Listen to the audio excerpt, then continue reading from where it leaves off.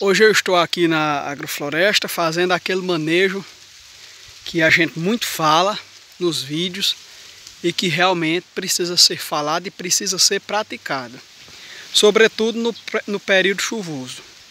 Eu me refiro à poda. A poda, ela é, digamos assim, a alimentação do sistema agroflorestal, porque sem ela os processos ficam mais lentos, a produção de biomassa ela fica mais prejudicada, porque essa biomassa ela fica presa na vegetação, né? E quando você faz essa poda, você tira essa biomassa acumulada na parte aérea das plantas e coloca diretamente sobre o solo. É o que eu estou fazendo aqui. Mais acima nós temos o margaridão ainda a ser podado e aqui embaixo nós temos a área que já foi podada. Reparem bem que o solo está ficando todo coberto, pessoal. Aqui nós temos um roçado, ou melhor, nós tivemos um roçado durante muito tempo, onde nós tínhamos a degradação do solo, onde nós tínhamos o carreamento do solo, sobretudo, pessoal, nas chuvas de março e abril, que são chuvas mais intensas que ocorrem aqui na nossa região semiárida. Se concentra nesse período o maior volume pluviométrico do ano. E, consequentemente, essa falta dessa camada protetora no solo fazia com que as partículas fossem carregadas. Fossem elas as partículas minerais ou aquelas poucas partículas orgânicas que ia sobrando dos cultivos que aqui tínhamos. Predominantemente, por mais de 50 anos, foi cultivada aqui mandioca e macaxeira. E depois nós tivemos um cultivo de cana-de-açúcar, quando já estava de posse dessa área agroflorestal, que hoje é agroflorestal. Ainda hoje temos resquícios da época da cana-de-açúcar, ainda temos algumas plantas aqui que eu faço questão de deixar, mas pouco a pouco elas vão se retirando, por ser uma gramínea, elas vão compreendendo a mudança do espaço, que não vai ficando propício a elas. Então essa touceira aqui, que hoje resta esse fio, nós já viemos algumas vezes aqui na agrofloresta colher, já trouxe amigos, né, para chupar cana, é uma tradição nossa aqui, né, e nós já fizemos algumas colheitas dessa cana-de-açúcar, que no cultivo convencional é no máximo 5 anos, mas aqui nós temos essa cana-de-açúcar, esses pés que ainda resistem aqui na agrofloresta, eles foram plantados no ano de 2002, então são 20 anos. Há 20 anos atrás foi cultivado a última vez a cana-de-açúcar nesse espaço. E aí ela ficou até mais ou menos 2007, 2008. E uma parte aqui em cima, onde é a área 2 da agrofloresta, nós tivemos ainda até o ano de 2009, quando na ocasião fui entrevistado por um jornal do estado aqui de Pernambuco. E na época eu fazia agronomia e a pergunta que o jornal veio me fazer justamente era a dificuldade que nós anteriormente tínhamos de acesso ao ensino superior e se aquela oportunidade que eu estava tendo estava servindo para que eu pudesse mudar o espaço. Mal sabia eles que aqui eu pretendia já transformar em agrofloresta.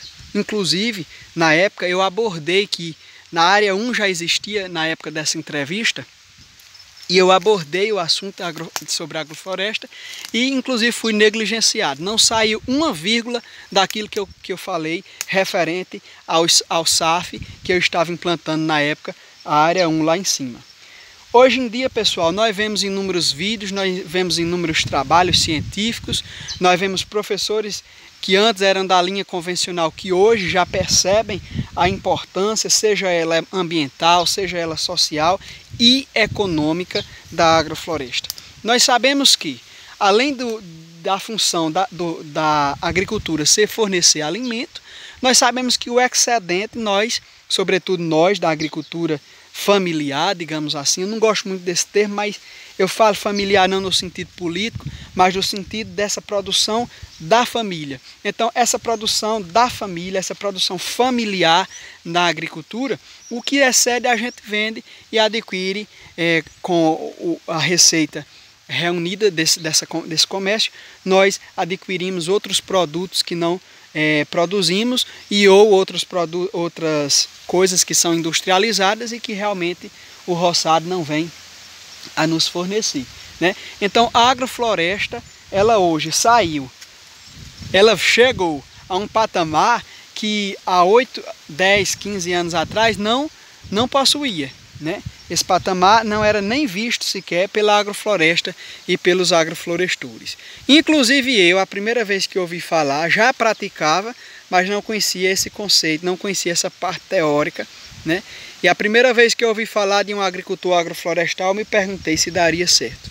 Justamente porque tinha aquela visão de que o roçado, para dar certo, precisa estar descoberto, precisa ter sol, precisa ter inúmeras outras coisas que na agrofloresta nós não fazemos, como por exemplo a capina que degrada o solo, como por exemplo as queimadas que degradam o solo, a biota do solo.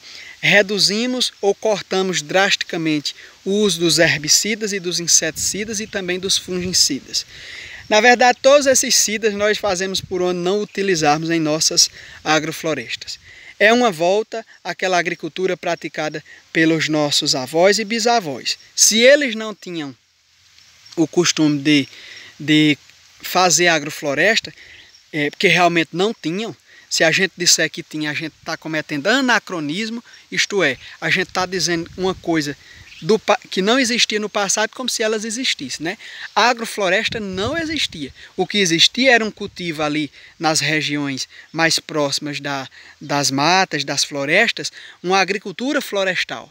E é dessa agricultura florestal que nascem e que foram retirados, melhor dizendo, os princípios da agrofloresta, né? Então nós podemos dizer nesse sentido que a agrofloresta, embora ela não existisse, mas muitos dos princípios que nós utilizamos hoje já utilizava naquela época, como por exemplo, não se fazia uso desses produtos químicos no controle de insetos, de fungos, de bactérias, né, de fitovírus, de ervas espontâneas, né? Então a agrofloresta, ela vem justamente resgatar esses princípios e trazer com esse novo nome o conceito de cultivar respeitando a natureza e seguindo, imitando a floresta, trazendo plantas em diversidade, em abundância, cobrindo o solo, eliminando os sistemas erosivos, contornando as declividades com a matéria orgânica, travando esse solo no chão, né, para que a camada ela vá cada vez melhorando. Aqui nós temos, por exemplo, uma área que era totalmente barro vermelho. Não sei se o vídeo vai mostrar, mas hoje nós já temos um barro, ou melhor, um solo mais escurecido. E isso é o quê? É matéria orgânica, não tem outro segredo. O segredo é inserir matéria orgânica. Por muitos e muitos fatores. Nós sabemos que existem pontos químicos, pontos biológicos, pontos físicos, todos eles são melhorados a partir do momento que nós incrementamos matéria orgânica sobre o nosso solo. E aqui nós podemos cultivar em diversidade justamente porque essa matéria orgânica proporciona uma diversidade gigantesca de nutrientes para essas plantas que nós vamos cultivar e que já cultivamos aqui. A exemplo do café, da safroa, da manga, da pinha, da banana, da atemoia, da chirimoia, da carambola, da romã, do guabiju, da uvaia, da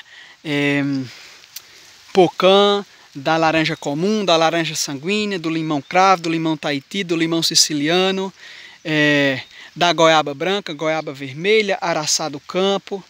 São algumas espécies que nós temos aqui nesse pequeno espaço agroflorestal. E esse grupo só está conseguindo sobreviver justamente pela quantidade de nutrientes que essa matéria orgânica, que não é queimada, que não é considerada inimiga, mas sim amiga e alimentador do sistema. É por conta dessa matéria orgânica que essa quantidade de planta consegue se desenvolver num curto espaço. Então, quer fazer agrofloresta? Invista na matéria orgânica. Não necessariamente no esterco, não necessariamente no adubo vindo de fora, mas trabalhe com o que você já tem. Se é um solo extremamente degradado, como era esse aqui, você pode inicialmente introduzir esterco, pode introduzir materiais orgânicos externos à área, mas depois cuide de já no início você inserir plantas como o margaridão e outros que vão te dar matéria orgânica própria para o espaço, para você começar a fazer a cobertura. Tá certo? Um grande abraço, fiquem todos com Deus. E eu queria mostrar para vocês esse nosso encontro aqui com essas plantas hoje, maravilhosamente depois dessa chuva que vem caindo essa semana aqui na nossa região. É hora de fazer o manejo de poda para que as plantas possam crescerem mais fortes, possam também aproveitar os raios solares, que agora nós entramos no outono, e à medida que o inverno vier se aproximando, nos próximos meses, a intensidade luminosa é menor e nós precisamos reduzir essa camada de plantas, de vegetais que têm a função de fornecer matéria orgânica. Nós precisamos tirar o que está acumulado acima das plantas principais, como no caso aqui o café, e fornecer matéria orgânica e luz solar para as plantas que nós estamos cultivando. Tchau, tchau, fiquem com Deus.